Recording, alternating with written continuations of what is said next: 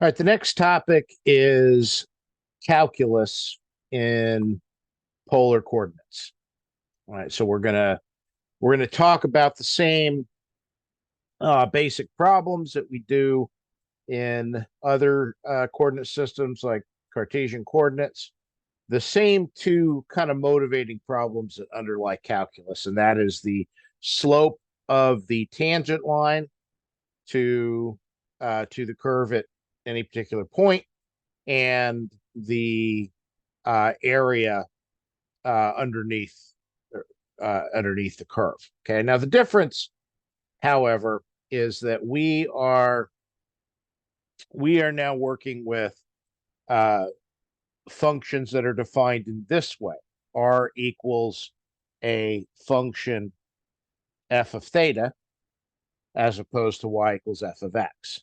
Okay, and you might be tempted to say, all right, if I want the slope of the tangent line, then maybe what I should do is say do dr d theta, which gives me f prime of theta, take the derivative with respect to theta, and use that as the slope. But that is not the slope of the tangent line. Okay, not slope of the tangent. Okay, the slope of the tangent is still dy dx. But how do we get that? We don't have a function of x. Well, polar coordinates, right? Remember that x equals r cosine theta, y equals r sine theta. All right, those are our conversions. And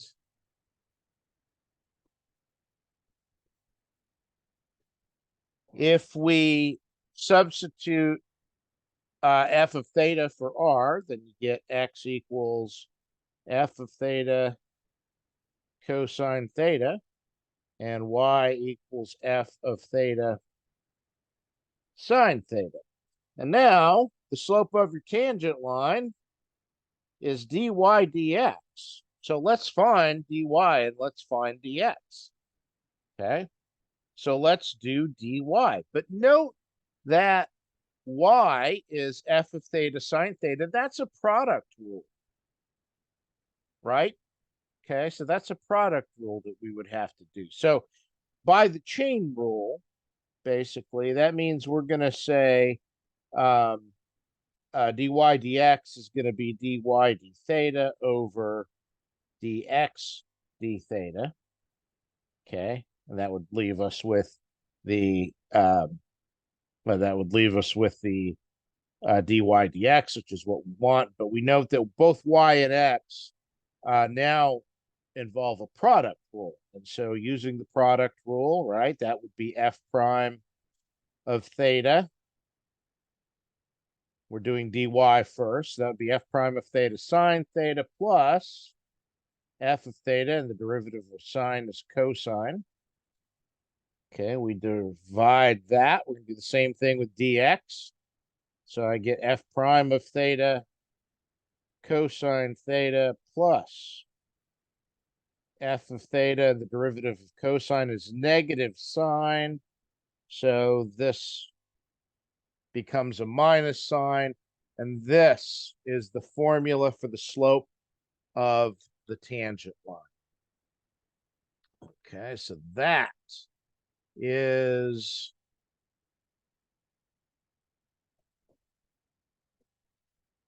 that is where that comes from. Okay, so we have r equals f of theta, and at a given point r theta, we want to find the slope of the tangent line. The slope of the tangent line is still dy dx, only now because we're in polar coordinates, we end up with a seemingly more complicated, but it's not really complicated. As you can see, it's just substituting x equals r cosine theta, y equals r sine theta, and we're doing the derivative. It involves a product. So that is where that formula comes from. And we note that if the curve, if the graph passes through the origin for some angle theta naught, then the slope at the origin at 0 theta naught, it reduces to tangent of theta, right? Because f prime at theta naught, so f of theta naught would be a constant. F prime then is going to f of theta naught is going to be 0. So anyway, this thing reduces to sine theta over cos theta, and you get tangent of theta.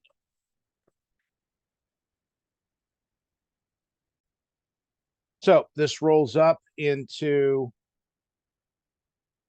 the following theorem for the slope of the tangent line. Again, we say r is a differentiable function of theta, so we have r equals f of theta, and in particular differentiable at the point theta naught. The slope of the line tangent to the curve r equals f of theta is dy dx. That's f prime of theta sine theta plus f of theta cos theta divided by f prime theta cos theta minus f of theta sine theta, provided the denominator is not equal to 0. Okay, so now let's look at a quick example, and we'll start with a circle centered at the origin of, let's see, let's do radius r equals 10. So we'll jump to here. So I have r equals 10. All right, so that's my f of theta. And I want to find the slope of the line's tangent, slopes of the line's tangent to the circle. R equals f of 10. So we have our formula dy dx. Okay, so we would do f prime of theta sine theta plus f of theta cosine and f prime of theta cos theta plus f of theta sine theta. Oops, sorry, that's a minus always. Okay, but here, so we're going to need to know f prime of theta. So if I look at r of theta equals 10, so that means f prime of theta is going to be 0. Okay, and so the first part, f prime of theta is 0, 0. So this thing reduces to f of theta is 10. So that's going to be 10 cos theta over negative 10 sine theta. 10s cancel, so we get negative, and this is going to be a cotangent of theta. And that will be the derivative. And so we could check that at a few points. Say, for example, at pi over 2, looking at our diagram, we would expect that the tangent line is horizontal, has a slope of 0, and indeed, right, sine of pi over 2 is 1, cosine of pi over 2 is 0, so the cotangent is also 0, so that checks. At pi over 4, right, we expect a slope of -1, and indeed cotangent of pi over 4 gives you -1, and so on. So reality check, but straightforward application of a formula there. And we'll do one more example. That would be that of the cardioid r equals 1 minus cos theta. And we want to find the tangent, slope of the tangent line for different values of theta. And as before, right? So here is f of theta. We're going to find f prime first. So we need f prime of theta. And that's going to be 1 negative derivative cosine is negative sine, but there's a minus, so that just becomes sine of theta. And so the slope of the tangent line at any point, dy dx, that's going to be f prime of theta, so that's sine theta times sine theta, so that's going to be sine squared theta, plus f of theta is 1 minus cos theta times cosine theta. And then again, f prime is sine theta cosine theta minus 1 minus cos theta times sine theta.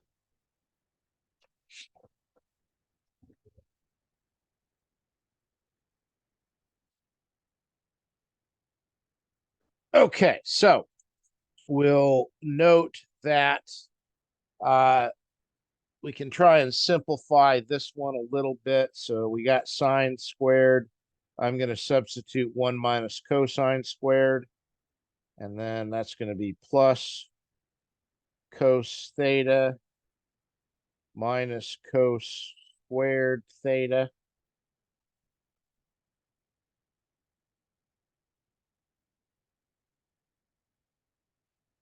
And on the bottom, I've got, let's see. I got a sine theta cos theta minus a sine theta plus sine theta cos theta. Let's see if we can't simplify that somewhat. All right, so a little bit of finagling gets a little bit simpler, though not much. So we got 1 minus cos squared plus cosine minus cos squared. So we're going to turn that. So that's 1 minus 2 cosine squared theta. We're going to factor out a minus 1, and we're going to turn that into 2 cos squared theta minus cosine theta minus 1. Okay. On the bottom, I've got a sine theta. So I've got sine cos theta minus sine theta plus plus sine theta cos theta. So I'm going to pull out a sine theta from everything. And combine the two. So I got a sine theta. So I got a 2 sine theta cos theta. I'm going to factor out the, so I'm combining those two, factoring out the sine. So that gets me sine theta times 2 cos theta minus 1. And then I can factor this on the top, treat it as a polynomial with a cosine, and factor that to 2 cos theta plus 1 times cosine theta minus 1 all over sine theta 2 cos theta minus 1. And that's about as simple as we can make it, but it allows us to find, for example, you want to find when the tangent is horizontal. Well, that's going to happen whenever cosine theta equals 1. All right, so when cosine theta equals 1, that's going to be pi over, well, that'll be 0, for example. And then it's also going to be when 2 cos theta plus 1 equals 0. Anyway, you get the idea. So you could solve for the horizontal tangent lines. We can find where the vertical tangent lines are by figuring out when the numerator or denominator equals 0, and so on. Now, the next problem that we're going to look at is the area problem. So I have a function r equals f of theta, and I want to calculate the area underneath that curve for some range theta equals alpha to theta equals beta, say. And what I'm going to do is I'm going to chop up that interval, alpha to beta, and I'm going to chop that up into pieces. I'm going to slice that into pieces like we normally do, but let's switch here. So I'm going from alpha. So we'll say theta naught equals alpha. That's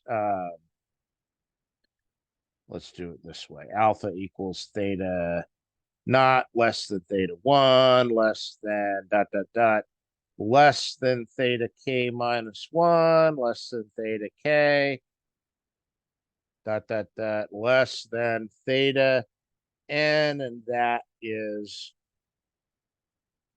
beta, the other endpoint, right? So like we do with anytime we're integrating over an interval, we chop that interval up into a bunch of subintervals and subintervals. Okay. So we're going to do the same thing here, but on the subintervals, right? So delta x, and it doesn't, again, they don't have to be regular. They can be, they don't have to be regular, but delta xk, the width of the kth subinterval is just going to be theta k. So delta theta k is theta k minus 1. So that's just the width of the kth subinterval. Okay. And we're going to, like we do with the Riemann thing, we're going to pick a theta k star that's inside the kth subinterval. Okay, so what we're doing is we're chopping up the range of theta into pieces, and on each piece, so we're dividing our region R into wedge-shaped slices. Okay, so we want to find the area of the region R, and the area is bounded by the lines theta equals alpha, theta equals beta, and the curve R equals f of theta. Okay, so it's the same problem setup that we had for the Riemann area under the curve, right? So same idea here. Now, we're going to chop up that region into a bunch of wedge-shaped slices by chopping up theta equals alpha to theta equals beta into k pieces. And on each of those pieces, we're going to make a slice of a circle. Okay, think of it as a slice of pie. So on each of those k subintervals, I can approximate the area by the sector of a circle. Okay, so I can pretend that this little slice of area from theta's alpha to theta 1, say, is a piece of a big circle. Okay, and the kth piece is a piece of a circle where the radius of the circle is f of theta k star. So we're just, the radius is some point inside of there between theta k and minus 1 and theta k. And the angle of that piece is delta theta k. So the k slice is approximately the sector of a circle with the angle delta theta k and the radius f of theta k star. Okay, so what is what is the area of a sector of a circle? Well, that's the area of a circle sector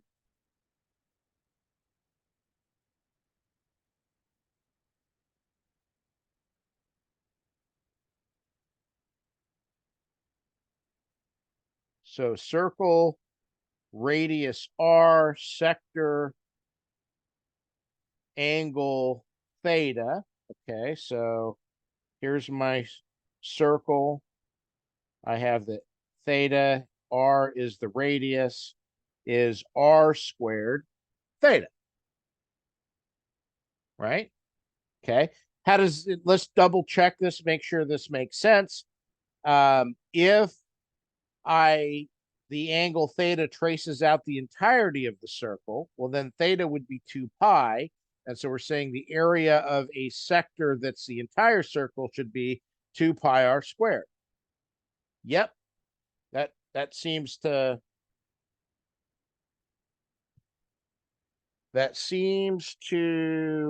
check out. Oh, actually, I'm off by 1/2, right? So area is 1/2 pi r squared theta, because remember the area of a circle is pi r squared. So if theta is 2 pi, then 2 pi times 1/2 is pi. So I've got pi r squared for the whole circle. Okay, that makes sense. So we're going to use this formula. Okay, and the r pieces have radius on the kth piece, f of theta k star, and the theta is delta theta k. And so what we're going to do is we're going to have a bunch of pieces, f of theta k star squared, theta delta theta k, a 1/2 in front. Okay, and we're going to add those up. And so the area of our region is approximately equal to the n pieces that look like that. Okay.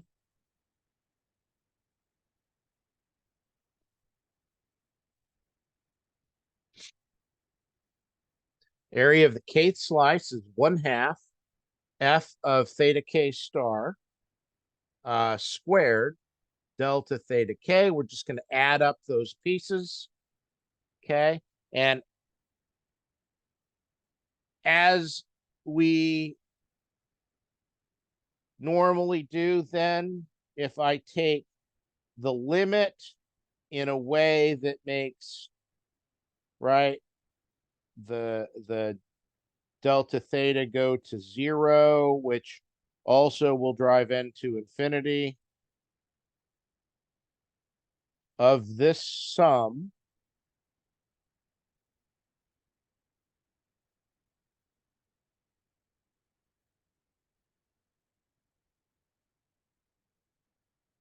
then this limit approaches the true area of the region R, and that is an integral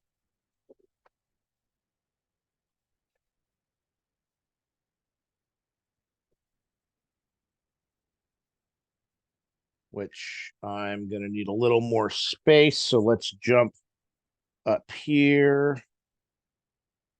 Okay, so taking the limit of this, I get that the area equals the integral from alpha to beta 1/2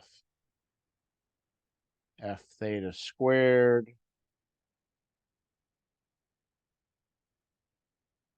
and it's d theta.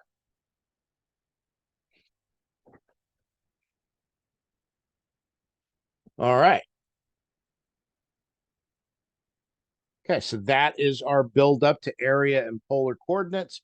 Now we can make it slightly more complicated by saying, all right, let's so that's our first problem, but now let's complicate it a little bit by saying, okay, now let's suppose instead of having just a single region we want bounded by the origin and the curve r equals f of theta.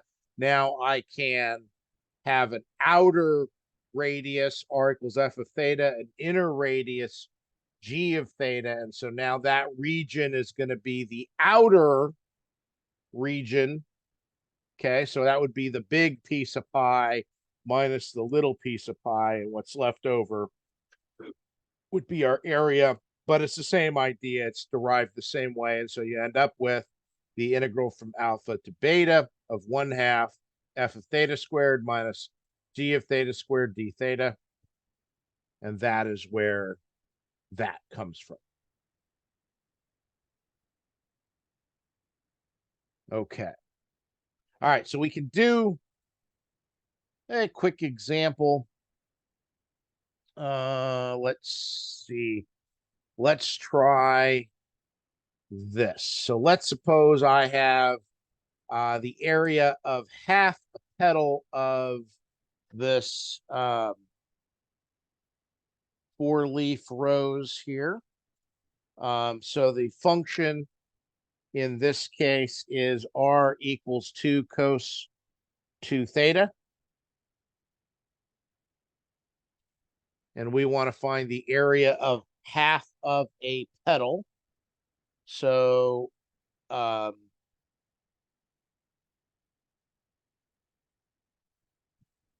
let me jump to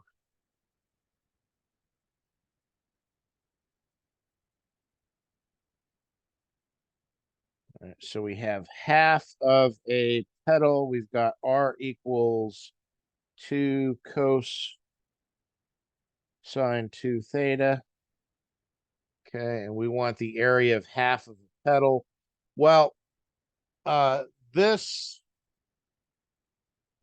is the area from 0 to pi over 4.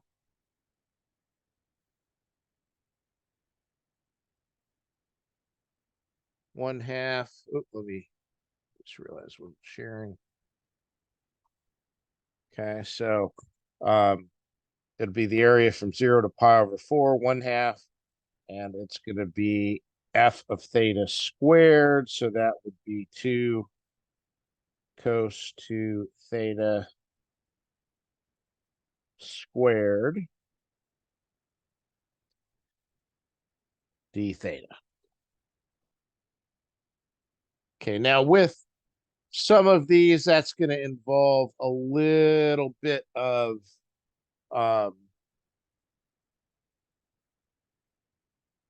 right, a little bit of manipulation here.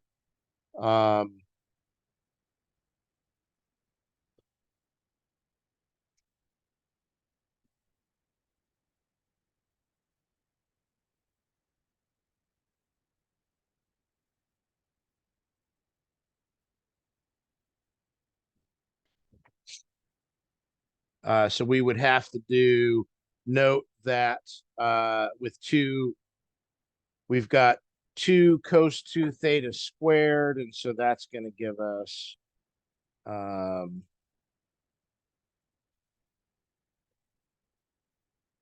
so this is going to be 4 cos squared 2 theta d theta. Pull that out. So that's just 2 out front.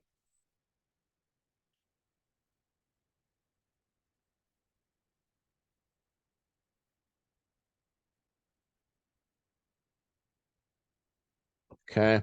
Well, that's not straightforward to do. So we would have to do something like a half angle formula, and that would turn this into 1 plus cosine 4 theta over 2 d theta. Okay, and that can be done. Okay, that's straightforward to do. So we'll leave it at that. Now, if I wanted to find the area of all of the petals in that case, okay, so if I wanted the area, that's the area of just the upper half of that petal.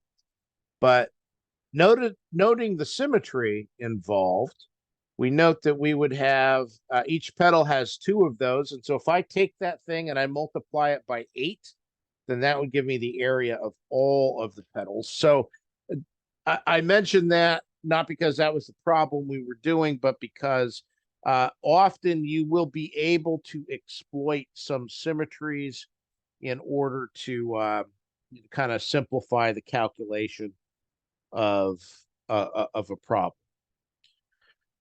Okay.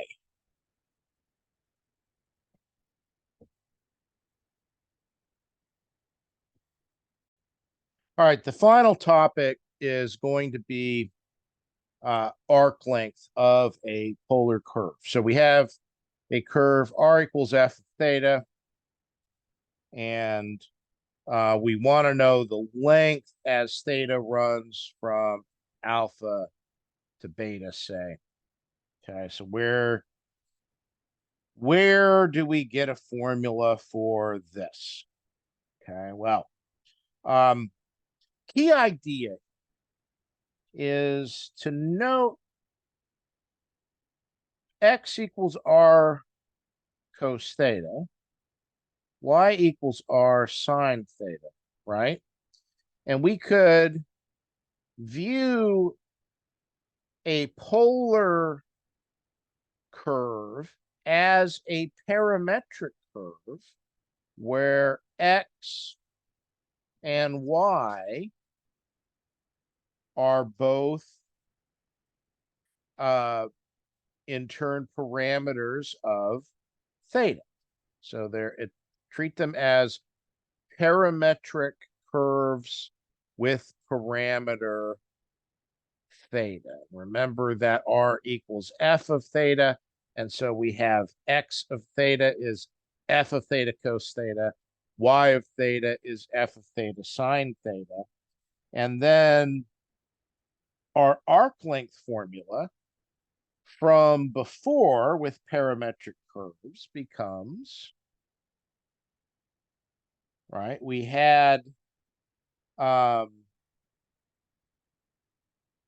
arc length formula before in terms of the parameter theta, because now we want to do, well, before we jump to that, let's just go ahead and that. So now we need dx d theta, right? And dx d theta is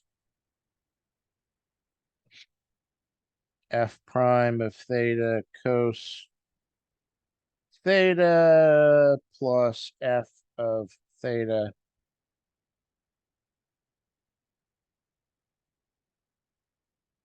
sine theta. Sorry, that's not plus, it's minus. And dy d theta is f prime of theta sine theta plus f of theta cos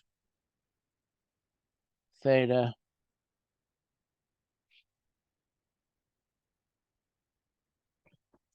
And then our arc length formula for parametric equations would be dx d theta squared plus dy d theta squared with parameter theta. And I'll skip a bunch of algebra, but if you substitute these in there, square them, combine like terms, and simplify, this will reduce to f of theta squared plus f prime of theta squared d theta. And that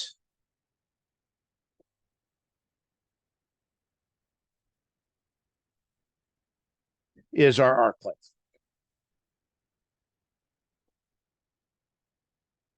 Okay, so that is it for our calculus, our basic calculus problems with polar coordinates. Okay, so we've talked about slope of a slope of the tangent line to a curve. We've got the area under a region. And finally, we have the arc length of a polar curve, and those are our basic calculus problems. So, all right, that's it for tonight.